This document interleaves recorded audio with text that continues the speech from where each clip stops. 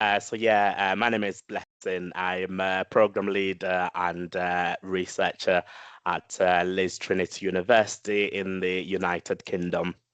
So I mainly program lead on business to business sales programs and digital marketing, which are degree apprenticeships as well. But within the team that I work in, we do have healthcare programs, so nursing associates and the nursing degree apprenticeships as well. So we work with a number of employers and the National Health Service in the UK on our programs as well. So I just wanted to thank Deb and the team for giving me this opportunity to talk about professional discussions. So PD are an exciting alternative assessment method. I've been doing some research around this just over 5 years, and hopefully should be graduating on my doctoral education sometime early next year. So, which is exciting to share with you what I've been looking at as well. So as we're going through the presentation, I'd like you to reflect on this question around, what if assessment could feel a lot more like how it is in practice? The key theme or the sector that most of you work in would be, the healthcare industry. So it's thinking about the day-to-day practices. We communicate verbally, we have conversation, that's how we learn, that's how we develop. And this got me to think about how come we don't do that in teaching, learning, and assessment. So in this session, I'll introduce you to the concept of professional discussions. We'll also discuss the theoretical foundations that underpin professional discussions and dialogic assessments. We'll explore some of the insights that I got from my doctoral research, and then we'll that I did was contextualized in sort of business generic programs, chartered manager. Some of the apprentices, do work in healthcare as well, but it was a chartered manager degree apprenticeship program. We'll then explore design and quality assurance, and we'll finish off with some implications and reflections. And I'll be interested in hearing your thoughts on if you could apply that in the healthcare education and how you see professional discussions working in healthcare education. So as it was mentioned by Liana in the beginning around the way assessment and teaching and learning world is changing, especially with the introduction of generative AI platforms such as ChatGPT. And I think the introduction of AI is giving us as educators that opportunity to revolutionize and change the way we teach, the way we assess, and this gives us the opportunity to rethink assessment so that it's reflecting the real world that we and our learners are going to go into when they complete their education programs.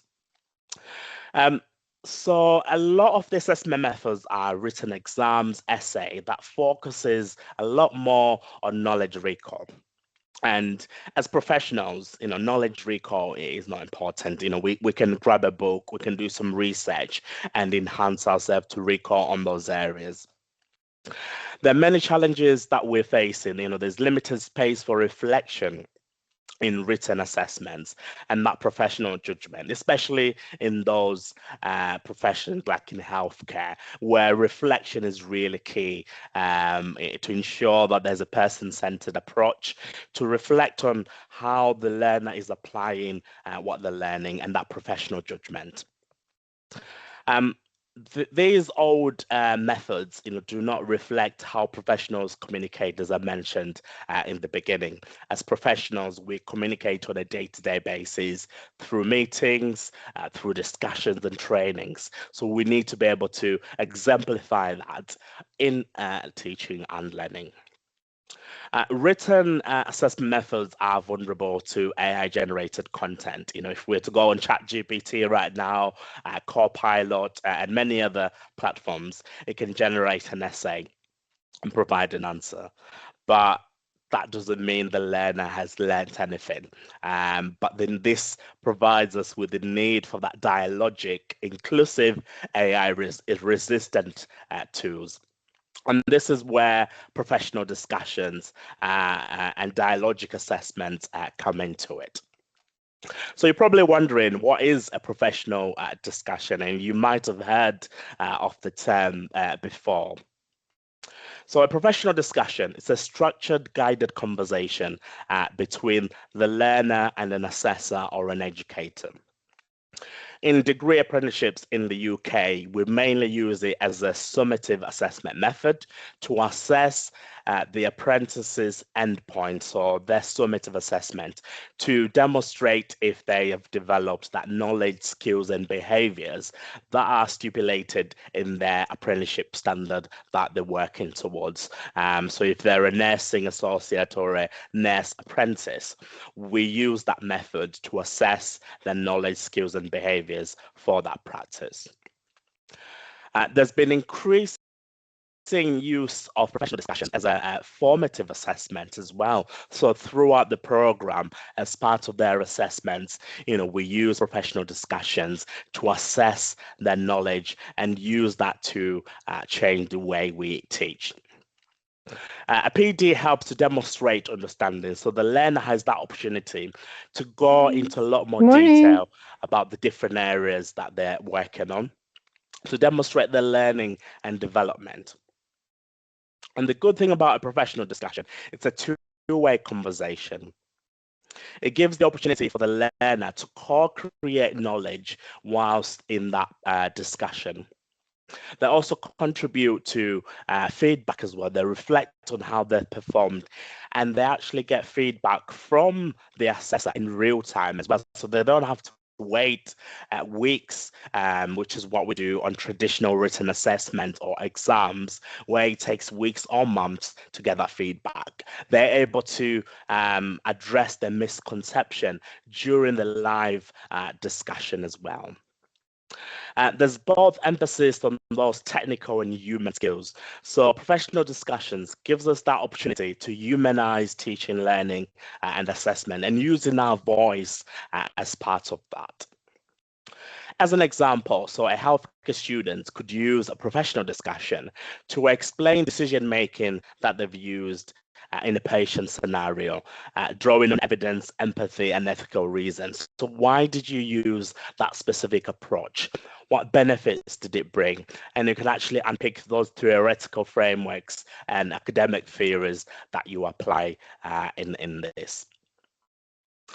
So these are some of the theoretical foundations that underpin professional discussions and dialogic, which you might want to explore as well. So Maregere 2013 agrees that professional discussions turn assessment into learning dialogues. So we're not just using professional discussions as an assessment tool, but it's a learning dialogue. Through those discussions, they're actually developing the learning and their experience. And it's not just about testing memory, it's about probing the learner.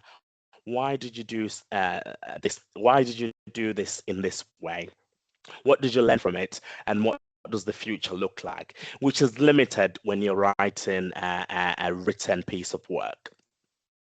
As mentioned, it allows that real-time feedback, which is really important. And research does show that real-time feedback is more effective as it encourages the learner to be able to articulate and embed feedback into the assessment process. It also enables the learner to verbalize their decisions and rationale and be able to understand exactly what they've learned. It's a really effective, authentic assessment method that actually reflects the real world that they're going to go into or that they're practicing in as well. These are some of the findings from my doctoral research that I've recently just completed. So the participants mentioned that it enables them to have a reflective engagement and learner agency. Apprentices are able to reflect effectively on what they've learned and be able to make decisions for their future learning. Secondly, there's enhanced trust between the tutor and the learner. Feedback dialogue, they're able to be open. It's really key because when we look at tutor and assessor, there's issues around power dynamics, where we think that the tutor knows everything and they should control. But in a professional discussion, the learner leads the conversation. They're more empowered. They're trusted. They're part of that co-creation of new knowledge and co-creation of feedback as well. We've seen that it's an inclusive assessment method. So those learners that might have additional learning needs or prefer, or they're more vocal, they'll be able to perform better through the use of a professional discussion. However, with many innovative ideas and assessment methods, there's always challenges. One of the challenges is around lack of tutor facilitation. Within the study and the context that I conducted this research, a lot of the tutors felt that they didn't have the skills and experience to be able to facilitate that. And that has led to the development of facilitation courses, which can be delivered to educators to ensure there's a level playing field in that delivery and facilitation. Apprentices and tutors did face some technical issues in terms of the recording and the transcript not being effective. So most of these discussions are done on Teams and Zoom, and sometimes they're not very effective. The transcript is not accurate as well. So what that means, the learner has to go back and actually continue to recap and make sure the transcript has captured what they were saying. Standardization and quality assurance were also raised as a challenge as well, due to the different facilitation and skills of the tutors. It meant that the apprentices were not getting the same experience or the same level of questioning and probing through that, and through having a bank of questions. So if you want to apply this, I'd recommend creating a bank of questions which can be used and training your educators to apply this. So these insights underpin professional discussions. And as I mentioned, we use this in the sort of generic business courses and apprenticeships, but these can be translated into healthcare assessment as well.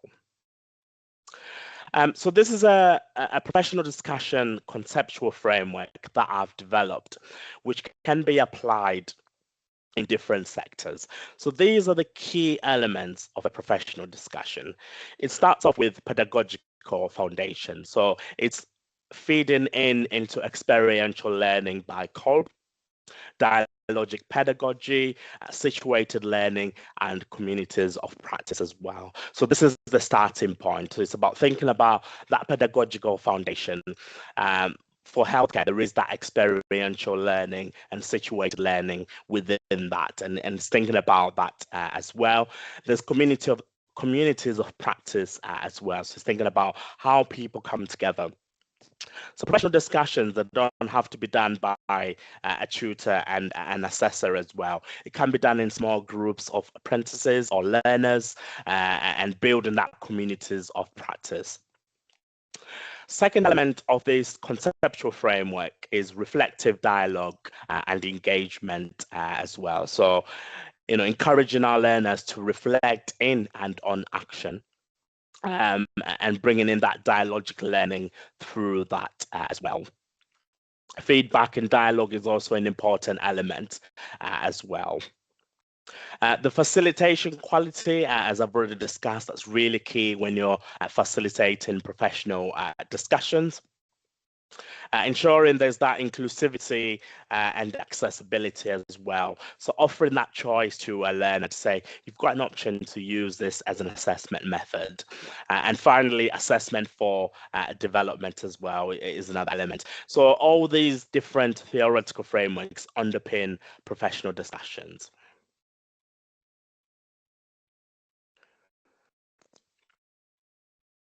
Okay, so you're probably wondering, how do you go about applying this in healthcare education?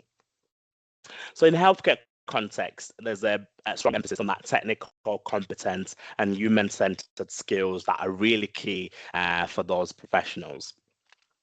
You can use a professional discussion to assess clinical decision making. So when you speak to the healthcare worker, you want to probe them to actually unpick the reasons why they've had those clinical decisions. Why did they not choose the alternative approaches out there?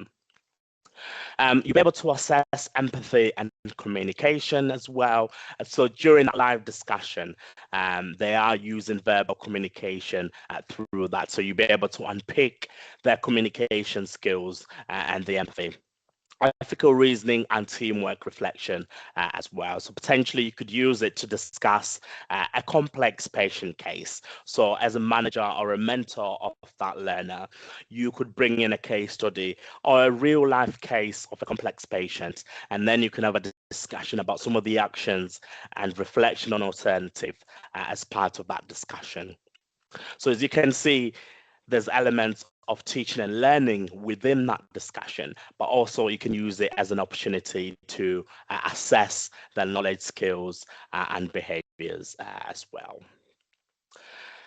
Some of the key principles in designing: ensure that the professional discussions are aligned with learning outcomes and professional standards, using structured prompts. So in my practice and situation, we use the STARE framework, where the learner introduced what the situation was. So this might be, the learner has been working with a specific patient, what task they had to do, what actions they had to do, the impact and reflection. So using that as a framework for the learner to articulate their answer, it ensures that they're able to fully comprehend what they've learned and what skills they've developed. Scaffold reflection through pre-discussion preparation. So you can decide on the focus of the professional discussion and have a pre-meeting where you support the learner to prepare. The learner go away and actually make some notes which they can bring into the discussion. And then during the live discussion, you record where the learner records the discussion and transcribe that to ensure transparency as well.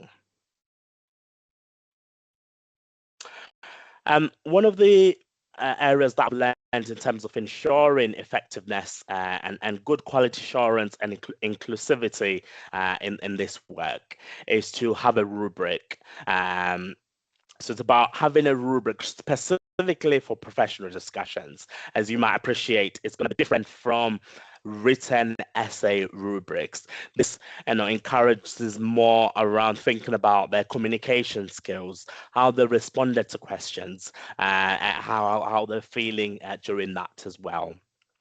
Using peer observation as well. So if you have a big team, you could conduct and invite colleagues to observe your practice in peer observation and using standardized exercises as well. Inclusivity, accommodate different communication styles, using as a tool for reasonable adjustments and reducing linguistic bias from those academic writing norms. I believe professional discussions and dialogic assessments are an AI-resistant assessment method because you are assessing in real time. You are not able to use a prompt or prompt ChatGPT to give you the answer. It's scenario-based as well, which is a bit challenged to outsource as well. Through the discussion, you can see the authenticity of the answers and responses and be able to identify where the gaps are and support them to fill those gaps during the live discussion as well. Okay, so for educators, this is my last slide now. So for educators, it enables a richer dialogue, authentic engagement, and feedback that prompts that deeper learning. So that deeper learning is often missed when we're looking at written assessment methods. For the learner, it builds that agency. They're able to reflect in real time, develop that confidence, which is needed in a real world conversation, rather than focusing on that written recall. For the sector, this is a scalable, inclusive alternative aligned with professional practice as well. And my last statement to you, professional discussions are not a silver bullet, but they shift assessment of learning as to assessment as learning. So it's part of that learning process as well. And I'd like you to think about what might a professional discussion look like in your own organizational context. So thank you. I'll be happy to take any questions as well. Happy to connect with people and follow on this discussion on LinkedIn as well. Thanks, Blessing, very much. Thank you. Yes, and for the foundation work that you've done, you know, the theoretical frameworks that underpin professional discussion. I think that that's, you know, important that we can cite those kinds of things. If people have questions, please feel free to put them in the chat, and we'll have Blessing respond. I think obviously one question has to do with number of students, number of assessors. Do you know, how do you manage if you have hundreds of students and you have, you know, who's doing all of that? How do we manage the logistics, the time, that sort of thing? And even if you are able to gather up a group of assessors, how do you make sure that people are assessing in the same kinds of ways? You know, that if those discussions, one from another. What are your thoughts? Yeah, you raise an interesting point, especially about workload issues and when using professional discussions in those bigger cohorts. The study that I conducted and where I've been used in professional discussions, it's been very small scale. We're looking at 20 to 30 students on a cohort or a program. And some of the context as well. And one of the solution around that is having asynchronous discussion. So it does miss out on that live interaction, but the apprentice or the learner is able to pre-record their answers, and then the assessor can assess that through asynchronous ways. But I believe in the future with technology and artificial intelligence, I think this is where we can utilize AI. I believe we need a platform where the AI can facilitate that professional discussions. That way, in the future, we'll be able to accommodate those cohorts and programs with 100 plus apprentices as well. In terms of standardization, that's really key. One of the key features that came out of my study, that can be a challenge, especially around the questions that are being asked. When I did the study, the educators were not trained in facilitating and using open questions, which meant that there was unfair practices across different apprentices, their different experiences, depending on the tutor. And the key thing around that is to have a bank of questions. So for depending on the program and the standard, to have a set of questions and probing questions to ensure that there's a standardized approach, using rubrics as well to provide that feedback. And there's opportunities for peer observation as well, so your colleagues can work together, observe each other's practice and use standardization. So maybe listen to a discussion and then be able to comment on what they're learning. And there's an element also of conversation analysis and dialogue analysis as well, which was an element of my research where I analyzed the professional discussion transcript and pick some of those areas that you're mentioning. So yeah, I hope that answers your question there. Yeah, very well. Thank you. And so are students given a grade, a mark, or are they given a sort of pass fail on this activity? That depends with the program. On apprenticeships, we use it as a formative assessment.